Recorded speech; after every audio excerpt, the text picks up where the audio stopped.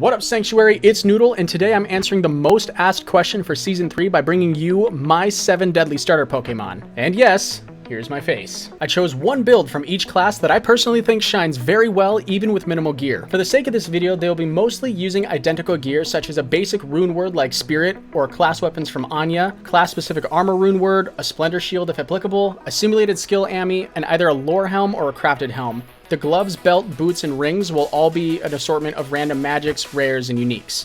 Diving in with the first one on our list, the Fire Trap Assassin makes a return from Season 2. With these two simulated Anya claws and our assumed starter gear, we're sitting at about 980 to 1300 damage on the traps with +8 skills. A little while ago, the traps were fixed to fire 8 times instead of 5, making it a little easier to kite things around with less recasts. This one is an extremely safe and strong cow killer early on, especially with its handicap of being able to get those +3 claws that I'm not even currently using. Additionally, unless the resistances and maps get shuffled around, the T2 jungle map is another relatively easy farming zone for this build early on in its life, maybe after getting like 3 or 4 skillers. The second soul to come into my line of sight is another returnee from Season 2, the Hammer Paladin. This one really defines that statement, legends never die. Since this build is magic damage, it has the advantage of being able to farm cows, keys, chaos, and even some T1 maps, although I think maps may be a little bit slower with the early gear set. The hammer projectiles just received another healthy 35% speed buff, which offers a little bit more output and consistency in most scenarios. With our starter gear and this poorly rolled crafted hammer, we have hammers at about 4300 damage with concentration aura on, but your results will probably be a little bit higher depending on the gear that you come out of Nightmare with. And let's not forget, you can turn this bitch into the new Vengeance Pally too later on once you get the setup for it. The third Pokemon on our list is one I've been dying to know about, especially with all the recent changes, the Rabies Druid. For this build, Poison Creeper got revisited yet again to fix some of the previous balance changes, and they added a new healthy negative poison resist debuff to its area of effect. This means that even with our generic starter gear, we're sitting at about 13,000 damage and are able to clear our way through hell solo, really without any kind of issues at all. You just need to pay attention about getting too close for that initial bite, as you'll be pretty soft coming out of Nightmare. This one can do cows at a pretty insane pace for a starter too, killing whole packs of Moo-Moos in just 2 bites. And on top of that, there's Chaos for a level 85 area to farm, while you get geared for the endgame if cows aren't really your thing. Number 4 on our list, I obviously could not make this video without the brand new Pikachu. It's looking like the Nova Sork is back and better than ever. With the help of our starter set and the new low-level Sork orb, we have Nova's damage up to around 2700 and T-Storm's damage up to around 3700. This is one dangerous combo for cows here at the start of the season. With T-Storm being changed to shoot faster and have its AoE greatly increased, it seems like this build's output has almost doubled from last season. Another great change for this build, and other Sork builds for that matter, is that Energy Shield has had huge improvements for its consistency, so you don't go from full mana to 0 when a zombie sneezes in your direction. However, this doesn't mean that you can just rip into cows. You will still get 2-tapped if you aren't paying attention. For the 5th class on the list, I have the Plague Javazon. For Season 3, the speed, range, and AoE speed of Plague Javelin have all been increased, bringing this build's viability even higher. This means that as a season starter, it'll kick even more ass than it did in my Season 2 video. When you take the standard set, some +1 or +2 Javs, and then some +2 or +3 gloves from the Anya Super Sale, you can get your damage over 10,000 right out of the gate, so you're able to drop cow packs with ease. As stated before, a bonus level 85 zone for this one would be the Chaos Sanctuary, while you build up enough gear to jump into the higher non-poison immune places like the T2 jungle map. And now the 6th one on the list is a longtime favorite,